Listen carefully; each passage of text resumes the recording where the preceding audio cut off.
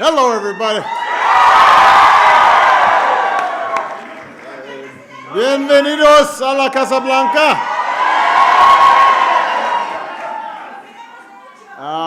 Muchas gracias. Thank you, Roxana, for sharing her story. Please give Roxana a huge round of applause.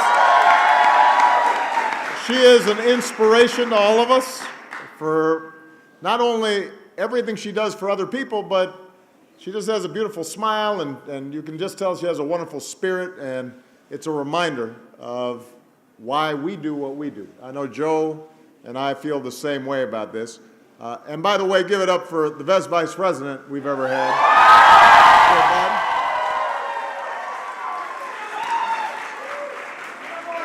Also give it up for our performers, Prince Royce, Ballet Hispanico, and DJ Ladies. Now, the main reason I'm here is just to say thank you. As I look around this room, there are people who, if it hadn't been for you, we wouldn't be here. There are members of this administration who have done just incredible work day in, day out. And all of you mean so much to me and Michelle and Joe and Bill. And so for us to be able to be here today on Hispanic Heritage Month and let you know how much we appreciate you is really meaningful for me.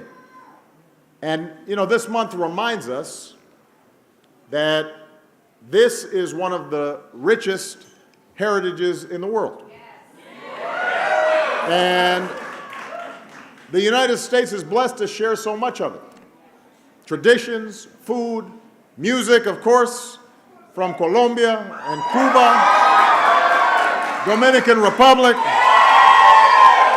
countries across Central America, South America. You know, it's woven into our daily lives. And, of course, I'm going to get to Mexico. I can't checklist everybody. It's Puerto Rico is awesome. And Venezuela, Nicaragua, Honduras, Chile, Argentina, Paraguay, Ecuador, Bolivia, what else? El Salvador. Okay, that's it. The point is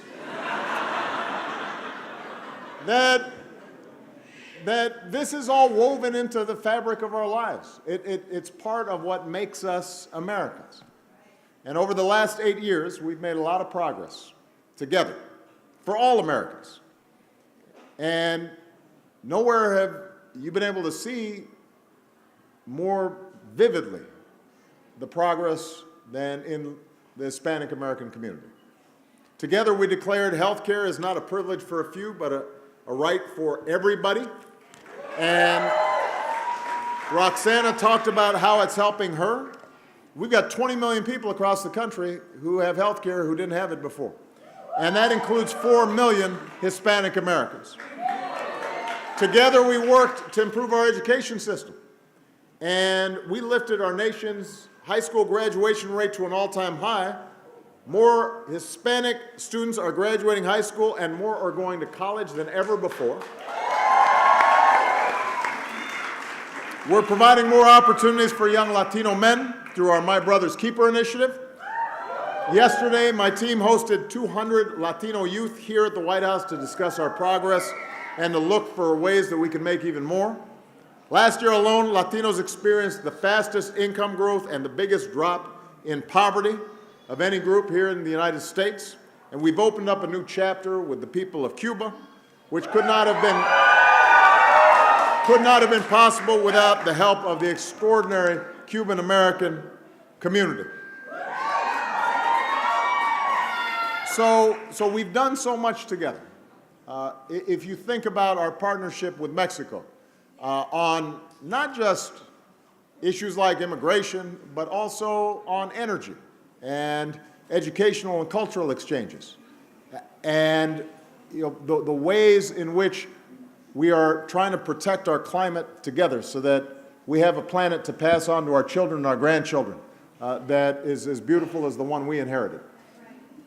On all of these issues, we couldn't do what we do. We would not be doing as well as we do were it not for an amazing Hispanic American community, but also the relations that we have with the hemisphere.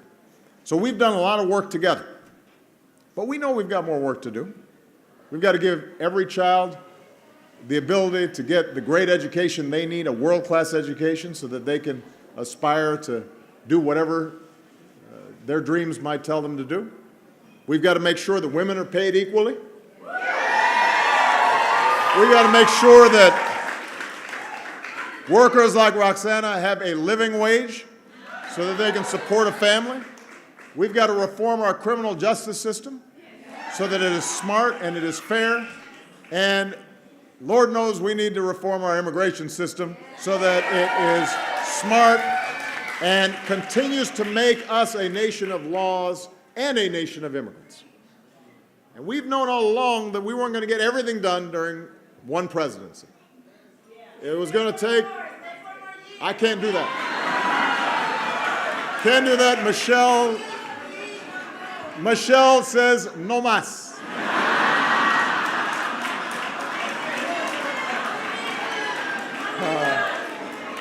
She's like Roberto Duran. No más. We all knew that it was going to take more than one presidency, one vice presidency to get this done. But we're going to get it done because we know where we need to go. We're not going to get there by tearing each other down, demonizing each other, turning on one another, trying to suggest that somehow there's one group that is more deserving and others who are outsiders. We're going to make progress by pulling all of the wonderful strands of America together into one beautiful tapestry. That's what we're going to do. Because we can always achieve more together than we can apart. And you know what's convinced me of that more than anything is the time that I've spent with so many of you during the course of these years. You remind me all the time of what's possible.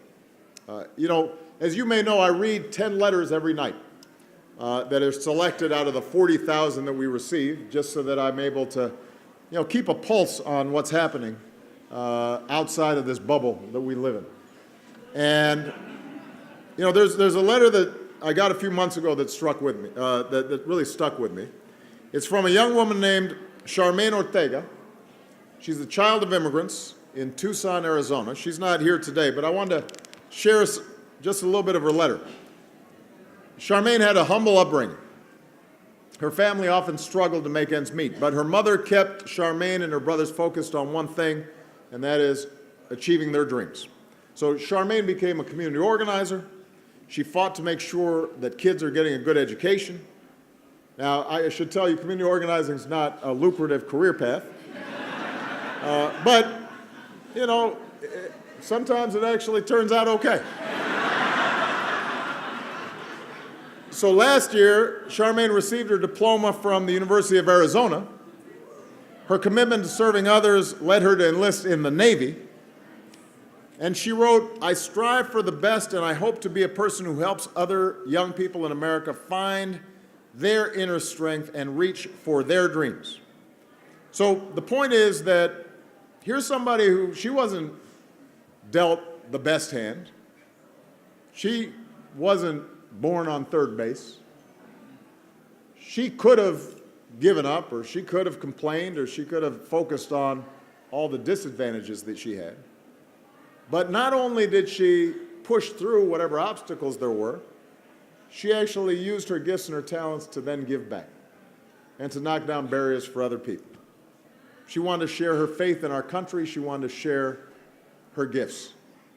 And that is why I am always optimistic, even during some crazy days during this campaign season, because I know people like Charmaine all across the country, and a lot of them are here in this room. You make me optimistic. You make me proud. I see young people like Charmaine all the time. I see families like Roxana's all the time.